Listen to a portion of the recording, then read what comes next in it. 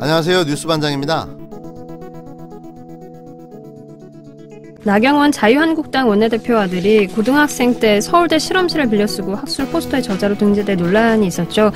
연구에 참여할 자격부터 없었다. 심지어 연구 윤리까지 위반되는 것으로 보이는 정황들이 있다라고 MBC 스트레이트가 보도했습니다.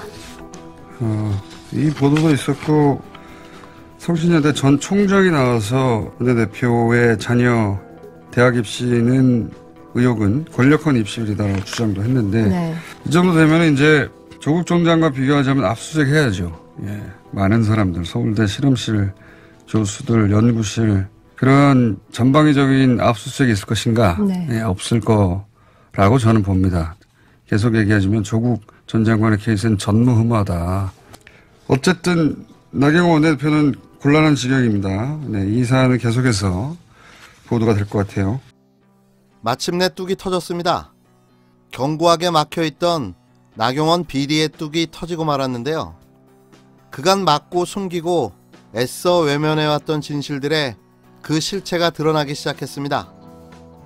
어떻게 이런 분이 대한민국 제1야당의 원내대표 자리에 앉아서 정의를 외치고 법치를 운운해왔는지 정말 믿겨지지 않는데요. 이 뻔뻔함은 도대체 어디서 나오는 걸까요? 더욱 놀라운 건 조국 정국에서 보여준 그녀의 내로남불 모습이 더욱더 충격적입니다. 지금까지 드러난 사안으로만 봐서는 조국 전 장관과 비교도 안 될 정도의 온갖 더럽고 추악한 비리에 악취까지 진동하고 있는데요. 이건 뭐 종합 비리 세트입니다. 이러고도 아니라고 이야기할 수 있는 건가요? 계속되는 비리 보도와 새롭게 등장하는 폭로, 이제는 더 이상 감춘다고 감춰질 수가 없는 상황인 거죠. 그간 그녀가 보여준 인면수심의 뻔뻔함과 육체이탈의 멘탈은 아마도 대한민국 전설로 남게 될 듯합니다. 모 자유한국당 도덕 불감증과 뻔뻔함은 익히 알고 있었지만 이건 정말 놀랍습니다. 왜 여태 언론들은 침묵하고 있었는지, 검찰은 왜 제대로 수사하지 않고 시간을 끌고 왔는지 반드시 그 대가를 치러야 할 것입니다. 네, 지난주 조국 전 장관이 장관직에서 물러난 지 30일 만에 검찰에 출두했습니다. 그 다음 날 나경원 자유한국당 원내대표가 검찰에 출석했습니다.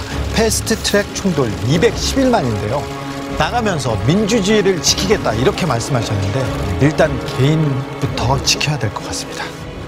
네, 나경원 자유한국당 원내대표는 지난 2달 새 시민단체들로부터 6차례 고발을 당했는데요. 네. 그중에서도 아들의 대학 입시 관련된 의혹을 취재했습니다. 지금까지 알려진 거는 주로 따님에 관한 문제였어요. 네, 따님이 특혜 입학을 했다. 그리고 스페셜 올림픽에서 이사가 됐는데 이것도 자리를 되물림했다. 이런 의혹이었는데 사실은 아들 문제가 더 구조적이고요. 18일 방송된 MBC 탐사기획 스트레이트에서는 나경원 자유한국당 원내대표 아들의 의혹과 관련해 나경원 아들 황금 스펙 편이 방송됐는데요. 보는 내내 할 말을 잃었습니다. 삼성 미래기술 육성센터가 연구를 지원한 윤영진 교수는 이탈리아에서 열릴 연구의 핵심을 요약한 한 장짜리 포스터를 제출합니다. 비실험실 환경에서 심폐 건강 측정에 대한 예비적 연구로 제1, 2, 3저자는 서울대 대학원 연구원이었고 제4저자는 나경원 아들 김현조 씨였는데요. 스트레이트 측은 나경원 아들 김 씨가 애당초 이 연구에 참여할 자격이 없었다고 보도했습니다. 삼성 미래기술 육성센터의 프로젝트 연구원 참여 조건은 국내 소재 소속기관 근무자로 국제 제한은 없었지만 김 씨는 당시 미국에서 고등학교를 다녔기 때문에 국내 기관에 상주하기 불가능했던 겁니다. 스트레이트 측은 나 원내대표를 찾아 하나만 질문하겠다고 말하며 나 원내대표를 쫓아갔는데요. 이와 관련해 나 원내대표 관계자는 여기 정치부에서는 더는 그런 질문이 지금은 안 나오고 있는 상황이라고 생뚱맞은 답변을 내놓았습니다. 진행자인 김희성은 국립대 연구실을 국회의원의 청탁으로 국회의원의 자녀가 이용했다는 건 명백한 특혜가 아니냐고 반문하며 서울대에는 우리 아들도 연구실을 쓸 수 있냐는 전화가 빗발쳤다 한다고 말했는데요. 나 원내대표는 과거 저희 아이는 최우등 졸업했다며 SAT 2400점 만점에 2370점을 받았다고 말했습니다. 하지만 아이비리그 진학에 학업 성적은 절대적이지 않다는 게 미국 대입 전문가들의 공통된 의견인데요. 아이비리그는 학교 성적 외에 각종 수상 실적, 자원봉사 경력 등 학업 계획을 기술하는 에세이도 요구한다는 겁니다. 한 예일대 출신 미국 컨설턴트는 지원자 개개인의 특별 활동 이력을 중시하다 보니 SAT에 만점을 받아도 합격을 장담할 수 없다고 설명했는데요. 전문가들은 최정상급이라고 해도 남다른 과외 활동과 경력이 뒷받침되지 않는다면 예일대 문턱을 넘기 어렵다고 진단했습니다. 방송 내용을 요약하면 이렇습니다. 나경원 아들 김현조 씨의 연구 포스터 제4저자 문제는 삼성, 박근혜, 그리고 삼성의 돈을 지원받은 서울대의 합작품으로 나경원 아들에게 혜택을 주기 위해 진행된 프로젝트였다. 나경원 아들 김현조 씨는 애초 자격 요건, 참여 자격부터 미달이었지만 서울대 소속 연구원으로 위장시켜 본 프로젝트 연구 포스터에 제4저자로 등재시켰다.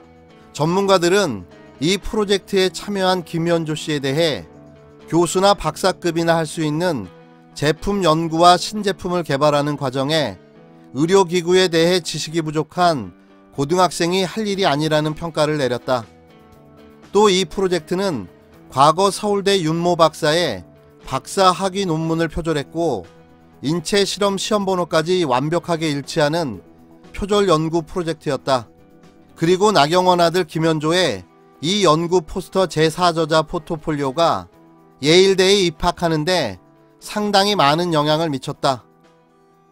어제 방송된 스트레이트 나경원 아들 황금 스펙편을 정리하면 이렇습니다.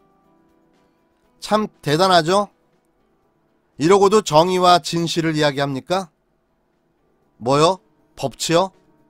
저는 이제 지금 계속 입시 특혜 의혹이다 이렇게 이제 표현을 하고 있는데 더 줄여서 입시 비리라고 봐야 된다 이렇게 보시는 겁니까? 이 문제가 이제 처음 불거졌을 때 네. 권력형 입시 비리로 볼 수 있다고 생각을 권력형? 했습니다. 예. 그렇게 보시는 좀 이유를 좀 다시 한번 정리해 주신다면. 그 당시 이화여대에서 이제 정유라 사건이 이제 수사가 되고 그랬었는데 그걸 보면서 저희 이제 교수의 구성원들은 야, 뭐 비슷한 일이 여기도 벌어지네 하는 생각을 가졌거든요. 잠깐만요. 그 이야기는 지난주 금요일에 안민석 의원도 네. 정유라의 패턴과 거의 똑같다 이렇게 이야기했는데 예. 교수님도 그렇게 보신 거예요? 저는 이제 그 당시 그 수사가 진행되는 걸 보면서 네. 아이 왜 성신여대는 수사를 안 하지 뭐 이런 생각을 했었는데 아, 그래요? 예. 그 왜 그러냐면 이제 이게 특별 전형이거든요. 네. 뭐 시험을 보는 그런 전형이 아니고 예. 또 학교에서 적극적으로 도와준 점도 비슷하고 또 입학 후에 이제 특별 배려를 해서 성적을 이렇게 향상시켜주고 뭐 성적을 주고 이런 네. 점도 비슷하고 예. 지난 18일 MBC 라디오 김종배의 시선집중에 출연한 김호성 전 성심여대 총장이 나경원 원내대표 딸과 관련한 입시 특혜 의혹을 이 문제가 처음 불거졌을 때 권력형 입시 비리로 볼 수 있다고 생각했다고 말한 겁니다. 김 총장은 2017년 10월 성심여대 제10대 총장으로 선임돼 약 8개월간 재직했었는데요. 전임자인 심하진 총장이 공금 횡령 혐의로 법원에서 징역형을 선고받으며 물러나는 과정에서 심 총장을 앞장서서 비판한 인물이기도 합니다. 김 전 총장은 이날 방송에서 여러 가지 의혹으로 내부 감사가 진행되니 이 건도 같이 조사해보라고 지시했다며 나 원내대표 딸이 성심여대 면접을 보는 과정에서 교수가 아닌 일반 직원이 면접위원으로 포함됐다는 사실을 언급하며 관련 논란에 대해서 설명했는데요. 그는 심 전 총장과 특별한 관계가 있고 신복이라고 알려졌던 사람이 한 명 있었다며 학생 선발 면접에서 교수가 아닌 일반 직원이 들어간 사례는 없는 것으로 알고 있다고 말하며 양심 선언한 교수에 의하면 자신은 직원이 평가하는지 몰랐다고 한다면서 당시 총장이 엄청나게 신경을 많이 썼다고 추측하는 건 무리가 아니라고 답했습니다. 또 당시 여러 직원을 면담했는데 상당히 많은 직원이 이미 나경원 원내대표의 딸이 지원했다는 걸 알고 있었다고 한다라고 말했는데요. 그러면서 당시 정유라 이화여대 부정 입시 사건과 판박이었다며 왜 우리는 수사를 하지 않는지 모르겠다며 정유라 사건과 패턴이 똑같다고 말했습니다. 파도 비리만 나오니 이를 어쩌겠습니까? 아무리 봐주려 해도 이제는 윤석열 검찰도 봐줄 수가 없게 됐는데요. 이렇게 많은 증거와 폭로 그리고 정황들이 다 드러나고 있는 상황입니다. 이런 상황에서 검찰이 제대로 수사를 하지 않고 끝까지 모르쇠로 일관한다면 당신들의 존재의 이유는 없을 겁니다. 선택적 정의가 정의인가요?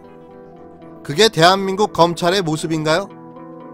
모든 비리에 대해 제대로 된 공정과 형평으로 수사를 진행해 주길 바랍니다.